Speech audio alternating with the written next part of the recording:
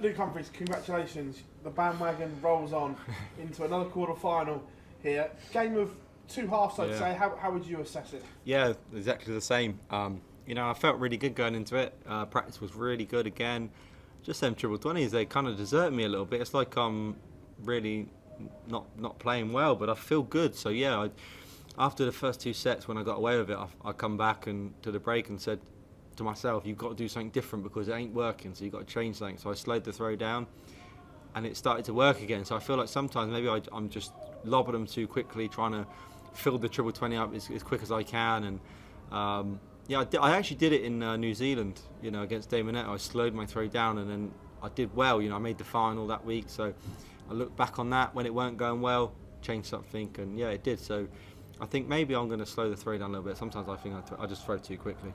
Scoring power in the back end of that game, though, was incredible. That was like vintage. Yeah, it was normal me. Yeah, really finding your top gear at the business end of the tournament must please you. Yeah, it does, and I'm just going to stick with that now. If you've had two sets where I don't know what the average within two sets, but I felt like it was decent. So when I go into the next game on Friday, I'm going to start throwing a little bit slower because it seems to benefit me sometimes. And then when I find the rhythm, then I can get a bit quicker again. So. Like I just said, I think sometimes I'm just lobbing them too quickly, trying to force them in, and it don't work. So sometimes if you just slow the pace down, it works better for me, and it did there in the end. And then I think I started to get a little bit quicker when I felt comfortable again. So yeah, it's just about changing things. If they're not going right, just tinker with something that makes it go right, and then all of a sudden you're all confident again. You seem really happy up on stage, smiling and things like that, and enjoying the moment. Is this like a new version of you? Because I know you said before that you put too much pressure on yourself, but this looks like a carefree Luke Humphries at the moment. Yeah, I wasn't smiling the whole time. Yeah, obviously a lot of people see me up there and they think I'm miserable and moody, but I'm not. I'm a really, if you see, me Phil, off stage, I'm one of the happiest people in the world, but when I'm up there, I'm just so dedicated to win. I don't want to sometimes be too happy and too smiley and put myself off. Sometimes I feel like I have to be like tunnel vision, just win the game and then you can be happy afterwards. So, but there is moments where I feel like I enjoy myself a little bit. Like that double one was lovely and it was a good bit of fun there. And yeah, but maybe I could be a little bit fortunate. I think sometimes I win games that I'm very fortunate to do, but you don't win them all the time if you don't put the fear into people. And I felt like Christoph maybe tried too hard at the start, but then relaxed and it was too late. But Christoph's a fantastic player. He really is. He's like I just said, he's very underrated. He's a solid player. Cheers, Luke. Congratulations. Thank you. Luke, well done today. Thank you. Just on the pace of throw that you've been talking about a little bit, have you considered making that maybe a more permanent change to your actions? I've not been thinking about it, but it could be. I think Christoph's quite a methodical player. He's very solid. He doesn't rush for people. He's not going to throw his darts really quickly and get out of the way for you as quick as possible. He takes his time. And I thought to myself, well, maybe I need to do that a little bit. Follow that rhythm and.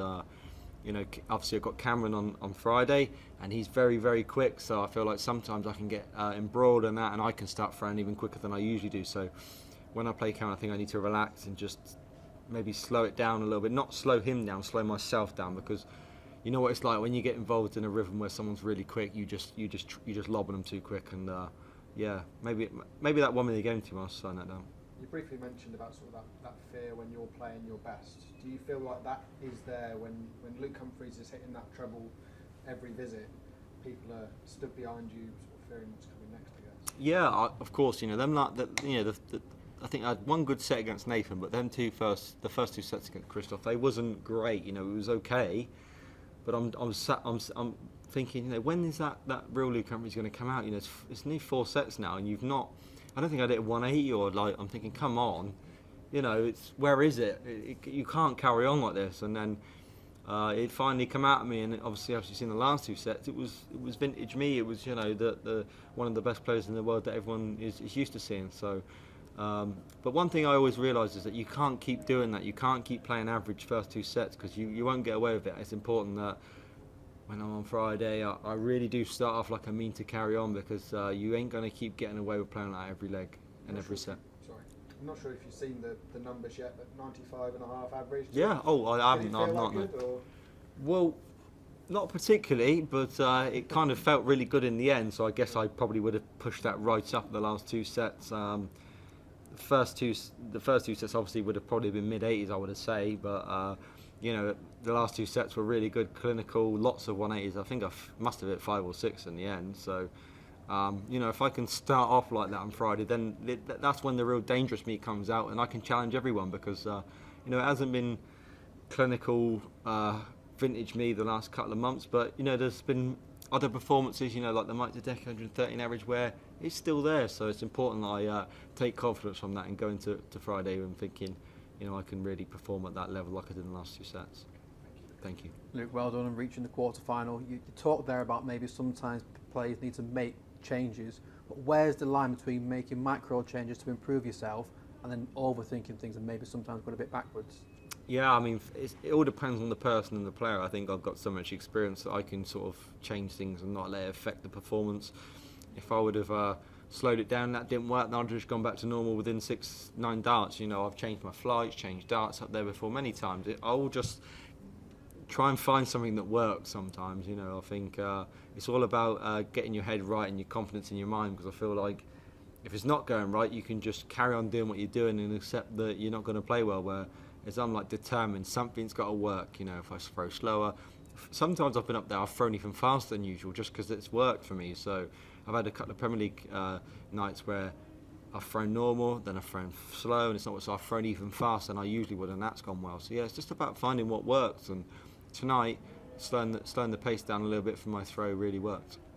You've touched on it a bit, but you've got Cameron Menzies next, and Cameron and Christoph are two different characters. Christoph doesn't give a lot away on stage, whereas Cameron has admitted quite a lot that he gives away too much, and he said that he doesn't like showing that emotion, but he just can't help it. I do as well.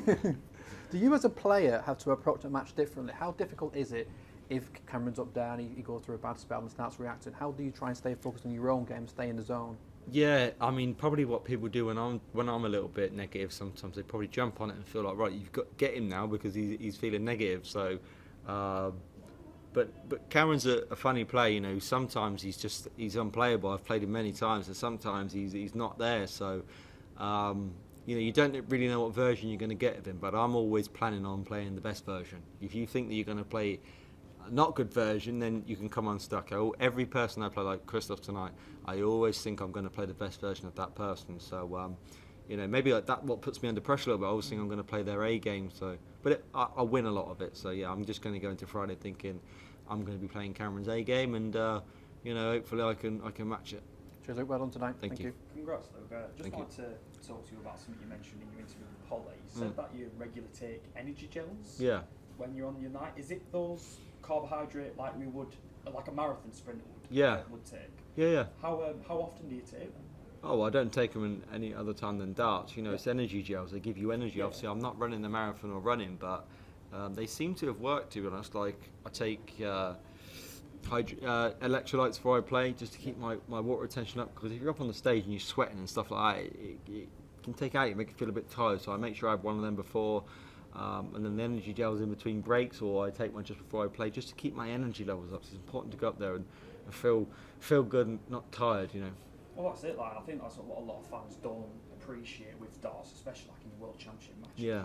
You're going on hours on that stage, so there's probably a few similarities with marathon sprinting that people don't realise. Really. Yeah, well, it's, you know, I think a lot of the sports where you're running or you're doing a lot of energy burning, that you would obviously take them a lot more. But yeah, I don't know if it physically works. It just feels like it works for me. I feel like I don't ever get tired when I'm up there, and there was a moment 2 or 3 years ago where I used to feel a little bit tired up on the stage, so I thought I had to change something, and then it just worked. Whether it's mentally or physically, it definitely helps me. Was that something that was recommended from someone else, or did you just take that off your own back? Yeah, a bit of both, to be honest. Yeah, it was recommended by someone who I know who's well into nutrition and stuff like that, and yeah, that's why I have these healthy meals you see on Instagram as well, you know, to keep myself really good feeling through the week.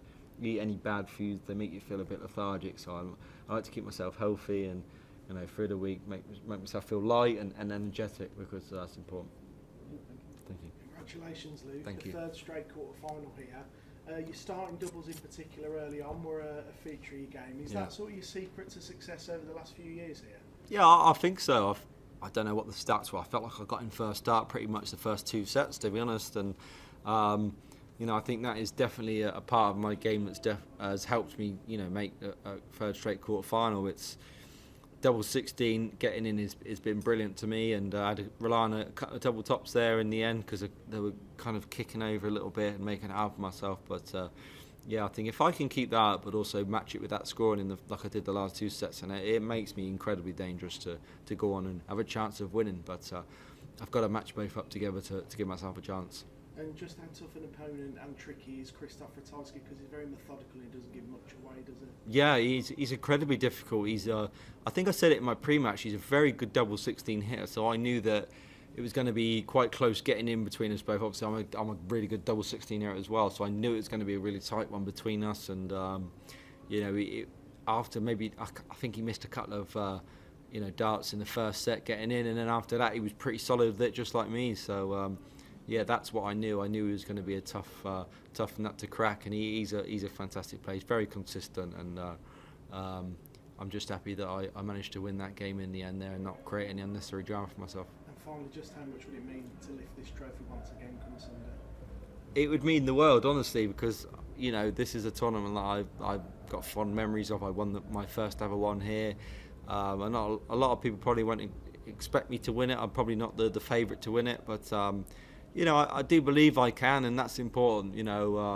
If I do win it, I'll obviously be gutted that I didn't win it last year, because then you could have had 3 in a row, which would have been obviously epic and a lot hard for anybody to try and match that. So but all I'm focused on is the next game. To be honest, I'm not focusing on winning it yet. I'll make the final, then you can think about winning it. But I'm focused on Cameron first, getting through that game, and then getting through the Saturday night. If I get through Cameron, and then I can think about winning it. Thanks, Luke. Thank you, mate.